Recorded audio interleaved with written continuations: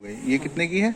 24,000 की। ओके, इसका क्या आफ्टर डिस्काउंट इसमें 5% मिल जाएगा? मैं 10% कार्ड से कौन से कार्ड किस बैंक? SBI and ICICI।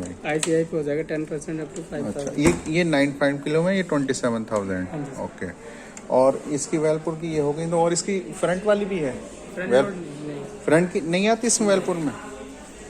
इसमें जो बताया आपने सर्फ वो खुद ही ले लेगी ना? ये ऑटोमेटिक सेंस करेगा ना, कपड़ों को सेंस करके डिटर्जेंट ले गया आपका। इसमें एक वो भी आता है स्पून, चाहिए जो कपड़े वॉश कर वो भी सेंस करके आपको बता दे कितना स्पून कितना डलना है, डिटेल डिस्प्ले में शो करेगी। अच्छा अच्छा, और इसमें जो है इसमें भी है ये ऑप्शन, दोनों में सेम जो? हाँ सेम लीटर का 7.5 kg आएगी, 9.5 kg।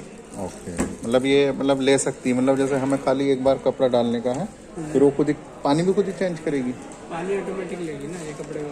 ओके, कलर यही रहेगा इसमें? कलर यही रहेगा। अच्छा।